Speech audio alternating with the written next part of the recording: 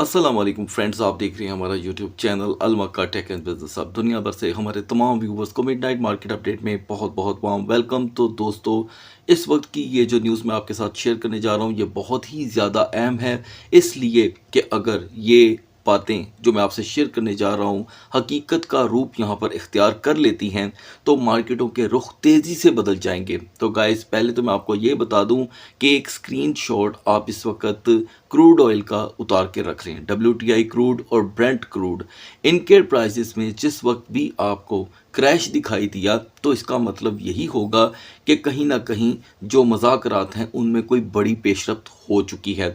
ये चीज़ें मैं अपनी ऑडियंस से इसलिए शेयर कर रहा हूँ कि इस वक्त तक की टेंशन का बराह रास्त ताल्लुक इनके प्राइस के साथ है। इस वक्त ब्रेंट जो है वो बड़ा नॉर्मल बिहेव कर रहा है। सिर्फ और सिर्फ WTI क्रूड जो पीर के दिन के आगाज़ से लेके अब तक सिर्फ $5 की इंक्रीजमेंट अपने आप में शो कर चुका है।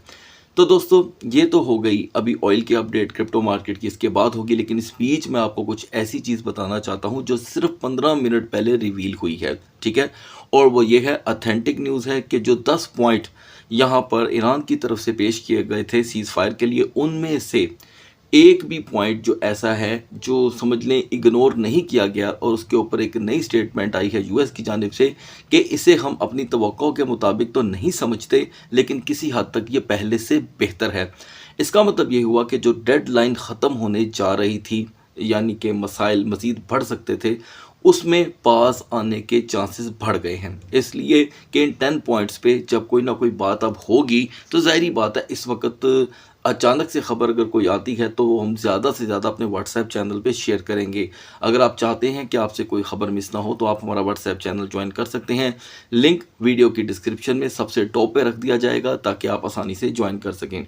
तो दोस्तों, ये तेज़ी से पेशरफ्त हो रही हैं। आप अपने ज़हन में एक बात रख लें कि इन मसाइल को चलते हुए कुल मिलाकर के 38 दिन हो गए हैं, 38 डेज़, ये कम नहीं है। और इन 38 दिनों में जो भी यहाँ पर नुकसानात हुए हैं उसके खुलासे की भी बात हो रही है। काफ़ी ऐसे पॉइंट हैं जो बाद में भी शेयर किए जा सकते हैं, लेकिन जो इशारा मैंने स्टार्ट में आपके साथ शेयर कर दिया है, काइंडली उस पर नज़र रखिएगा। मान लें कि कोई बड़ी पेशरफ्त होती है तो इनमें गिरावट आपको काफ़ी कुछ बता सकती है किसी खबर के भी आने से पहले। खबरें तो ज़ाहिरी बात है टाइप होने में, तैयार होने में, शेयर करने में एक टाइम लगता है, लेकिन मार्केटें फ़ौरन यहाँ पर अपना बिहेव शो कर देती हैं। तो आज की रात, यानी कि आप ज़हन में रखिएगा कि पाकिस्तान के सुबह 5 बजे तक ये डेडलाइन ख़त्म हो जानी थी। 5 नहीं तो 6 कर लेते हैं, यानी कि ये एक मैक्स टाइम था। तो अब यहाँ पर ज़ाहिरी बात है मीडिया के थ्रू ही अपडेट आएंगी, तो इसके लिए आपको भी इंतज़ार होगा और बल्कि दुनिया भर में इस सीज़ फायर के लिए जो भी पेशरफ्त होती है, ख़बरें बन के या वजह बन के सामने आती हैं, उसका पूरी दुनिया में इंतज़ार किया जाएगा। तो गाइस, इन सब चीज़ों को दरमियान में रख कर अब बढ़ते हैं मार्केट की तरफ। Now we are in the market और कैपिटलाइजेशन में यहाँ पर बहुत ही ज़्यादा वॉलेटिलिटी देखी गई, जो कि यूँ लगता था कि मार्केट में खींचातानी पल पल आती हुई खबरों के ऊपर चल रही थी। और अभी हम डोमिनेंस को देखें दोस्तों, तो ये जूं का तूं है। इसका मतलब ये हुआ कि जो मेन प्रेशर है वो इस वक्त BTC पे है। और आज एक लंबे अरसे के बाद इथेरियम और AAVE हमें टॉप ट्रेंडिंग में देखने को मिल रही हैं, लेकिन इसलिए नहीं कि इनके कोई लेवल्स बढ़ गए हैं या इन्होंने कोई कारनामा अंजाम दिया है। इथीरियम में एक ही आखिरी सेशन में 2.4 की कमी और AAVE में 8% की कमी रिकॉर्ड की गई है।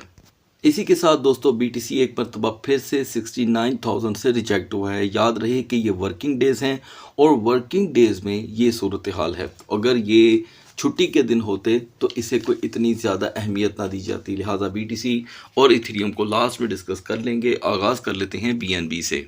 तो दोस्तों, BNB यहाँ पर अपने सिमिलर इम्पैक्ट को और टैक्ट को यूज़ कर रहा है, यानी कि 600 की सपोर्ट इसके लिए किसी काम की नहीं रह गई और हमने एक मरतबा फिर से 600 के ब्रेक होने के बाद 592 से बाउंस लिया है। अब ये बात तो तय हो गई है दोस्तों कि ये इसका स्ट्रगलिंग एरिया बन गया है। अब ये जो पिछले जितने भी एरियाज़ थे वो हो गए हैं ख़त्म, तो आपकी तवज्जो यहाँ पर रहेगी। हाँ, अलबत्ता हिस्ट्री के तौर पे जब भी आप एनालिसिस करने बैठेंगे तो इनके ऊपर वर्क करना आपके एनालिसिस को कर देगा एक्स्ट्रा मजबूत। 1 N2, तो ये दोनों दरमियान में रखना बड़े ज़रूरी होंगे। अभी भी BNB का प्रेशर जो है वो सिर्फ 600 के ऊपर आपको दिखाई दे रहा है और रेजिस्टेंस इतनी वीक कि हम 609 और 611 से ज़्यादा इसमें कोई रेजिस्टेंस देख नहीं रहे। टॉप बुलिश कैंडल जो है वो यहाँ पर अगर फिर से अपनी रेजिस्टेंस को छोड़ देती है तो फ्लो जो है वो 595 तक ही रहेगा, बल्कि इससे बढ़ भी सकता है। सोलाना ने एक मरतबा फिर से दोस्तों अपनी हिस्ट्री को रिपीट किया है। 80.25 से रिजेक्शन के बाद 78.38 का हम लो देख करके आए हैं। तो दोस्तों याद रहे कि ये पहली बार हुआ है कि सोलाना एक ऐसी फिगर में स्टक है जो पहले कभी देखने को नहीं मिली, और मोस्टली जब कभी सोलाना ने 100 का साथ छोड़ा तो हमें ये एकदम से 50 और 55 के नज़दीक देखने को मिला। शायद यूं कहा जा सकता है कि लोगों का सोलाना के ऊपर एतमाद या इंटरेस्ट पहले से कई गुना बढ़ चुका है।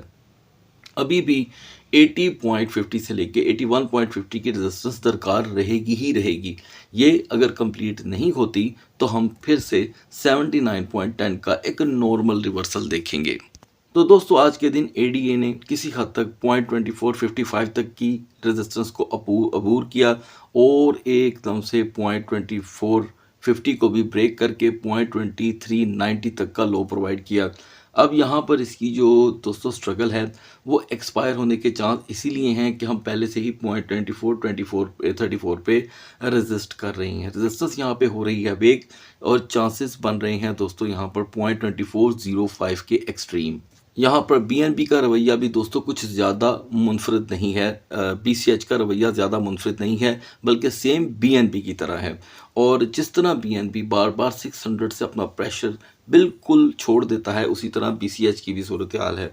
तो यहाँ पर BCH दोस्तों तकरीबन 8वीं बार 437 से रिजेक्ट होके 429, 430, 428 और इवन कि 420 तक के लो पर वापस आया है। यहाँ पर इसकी स्ट्रगल जो है दोस्तों हो रही है एक्सपायर। 437 से हम आज 1 टाइम रिजेक्ट हुए हैं और अब फिर हो रहे हैं, ये हो गया 2 time. Overstay on 430 normally BCH को 425 से 422 की तरफ मजबूर कर देगा। व्यूअर्स की डिमांड पे सुई को मैं यहाँ पर दोबारा शेयर कर रहा हूँ, लेकिन दोस्तों अब इसके बाद कम से कम 3 दिन के बाद मैं सुई को ऐड करूँगा, इसलिए कि लगातार 2 बार मैं यहाँ पे सुई की आपको पूरी परफॉर्मेंस बता चुका हूँ। तो गाइज अभी सुई पूरी तरह रिजेक्ट हो चुका है 0.9050 से। पहले तो मैं ये बता दूं कि 0.9050 से पहले तो सुई में कोई बेटरमेंट नहीं आने वाली। अब मान लें कि सुई ने इतना एतमाद तोड़ा है मार्केट में कि अगर यहाँ पर फिर सप्लाई रिलीज़ हो गई तो सुई 0.27 से भी जाएगा। यहाँ पर फ़िलहाल इसकी वक्ती सपोर्ट 0.8750 है। मैं पहले भी यहाँ पर जो कहना चाह रहा था वो 0.87 ही कहना चाह रहा था। तो अभी यहाँ पे 0.8750 इसकी होप है, जिसके यहाँ पर समझ लें कि टूट जाने पे नॉर्मली सुई हमें 0.8670 तक का टेम्पररी लो फ्राहम कर सकता है। टाउ ने एक मरतबा फिर से दोस्तों यहाँ पर 316 और 15 के दरमियान की रेजिस्टेंस इख्तियार की विद द रिजेक्शन, यानी कि हेल्प ऑफ रिजेक्शन मार्केट इसकी 308 का डिप ले चुकी है। ओवरस्टे ऑन 310 अब की बार टाउ को मजीद लो लेकर जा सकता है, जैसे कि 304 से 301 का लो और रेजिस्टेंस थोड़ी सी लो रह सकती है, क्योंकि अगर आपने 302 और 305 का भी लो देख लिया तो रेजिस्टेंस जो है वो दोबारा 314-15 पे आना थोड़ा हो जाएगा दुश्वार, क्योंकि अब कल से मार्केट में डाटा तेज़ी से रिलीज़ होने वाले हैं। करीब एक हफ्ता पहले KCS को तमाम व्यूवर्स के साथ शेयर किया गया था और उस वक़्त KCS ने अचानक 8.02 का लो दे दिया था। तो दोस्तों आज के सेशंस में KCS ने फाइनली 8.02 और 8.05 के होल्डर्स को दिया हाई 8.22 का। ये एक मैसिव हाई था। हालांकि आज के ही दिन हमने एक मरतबा फिर से जो लो देखा है वो 8.05 का है और अभी भी यहाँ पर प्रेशर जो है वो KCS का 8.00 की तरफ बढ़ रहा है। सपोज़ यहाँ पर आप अगर किसी भी कैंडल की विक डाउन साइड पे देखते हैं, यानी कि विक मतलब शेडो, ठीक है, तो विक जो है वो मुसलसल अगर डाउन रहती है दोस्तों तो ऐन मुमकिन है कि वक्ती तौर के लिए हम 7.90 और 95 का भी यहाँ पर लो देख सकते हैं। इस टोकन को ऑडियंस के कहने पर यहाँ पर शेयर किया गया था और जैसे कि मैं हमेशा आपसे कहता हूँ कि अगर आप चाहते हैं कि आपके टोकन को एनालिसिस में ऐड किया जाए तो कमेंट सेक्शन में ज़रूर लिखिएगा। बढ़ते हैं BTC और इथेरियम के कैंडल चार्ट की तरफ। So guys now we are on the chart of BTC. एक मरतबा फिर से 69,000 से रिजेक्शन। सुबह हमने 69,500 से रिजेक्शन देखी, अभी हमने 69,000 से देखी और लो 68,390 का रहा। तो दोस्तों काफ़ी बड़े डाउन ट्रेंड के बाद यहाँ पर एक सपोर्टिंग कैंडल बनी है, वो भी 4 आवर के कैंडल चार्ट पे, और उसमें भी कोई ज़्यादा एनर्जी मौजूद नहीं है। अपर शेडो जो है, जिसे हम विक भी बोलते हैं, वो फिर से हमें 69,500 तक लेके जाने की कोशिश में लगा हुआ है। सपोज़ ये लेवल मिल भी जाते हैं तो 70,000 एक रिजेक्शन लेवल बन रहा है। सपोर्ट वक्ती तौर के लिए 68,000 की है, जिसमें इतनी एनर्जी तो है जो इसने इसको पूरी तरह से सपोर्ट दे के रखी है। तो अब दोस्तों हमें यहाँ पर देखना होगा कि 38 दिनों के इस हेल्दी मूवमेंट के बाद अगर कोई सीज फायर होता है तो ये बीटीसी मार्केट के लिए थोड़ा सा अजीबोगरीब किस्म का रंग लेकर के आएगा, और ऐसे में जो फंडामेंटल स्ट्रॉन्ग सपोर्ट है आप भूल नहीं सकते, वो 65,000 की ही रहेगी। बढ़ते हैं एथेरियम के कैंडल चार्ट की तरफ।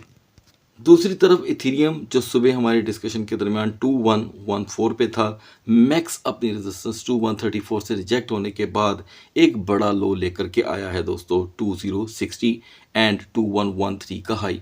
यानी कि दोनों कैंडल चार्ट में आपको शेडोज अपर साइड पे भी देखने को मिल रहे हैं और डाउन पे भी। अच्छा, एक बात मैं आपको आज ही बता दूं, अगर फिर ज़रूरत पड़ी तो फिर इंशाल्लाह फिर बता दूंगा कि अगर मेरे मुंह से शेडो की जगह विक निकल जाए तो उसे शेडो ही कंसीडर कीजिएगा। और ये समटाइम बिगनर्स के लिए फ़ायदेमंद भी होता है कि उन्हें पता चले कि विक कोई अनोखी चीज़ नहीं है, ठीक है। तो गैस यहाँ पर इथेरियम अपनी सेफ जोन से बिल्कुल बाहर आ गया है। जो इसके पास मौजूद थी 2150 की, वो भी गई और अब इसकी स्ट्रगल शुरू हो गई है इस एरिया में। 2090 और 2080 पे ओवरस्टे इथेरियम को 2050 की तरफ नॉर्मली लेके आएगा। ये चीज़ें सारी हमें हिस्ट्री के थ्रू पता चल रही हैं। ये देखिए आपके सामने क्लोजेस्ट हिस्ट्री तो यही है, 1 2 3 4 5 6 7 8 टाइम ये लेवल इसको सपोर्ट करता रहा है, तो इसे हम सपोर्ट ही कंसीडर करेंगे। अपर लेवल की जो मैक्स एनर्जी है वो 2160 ही है। सो गाइस, सुबह तक अल्लाह हाफिज़।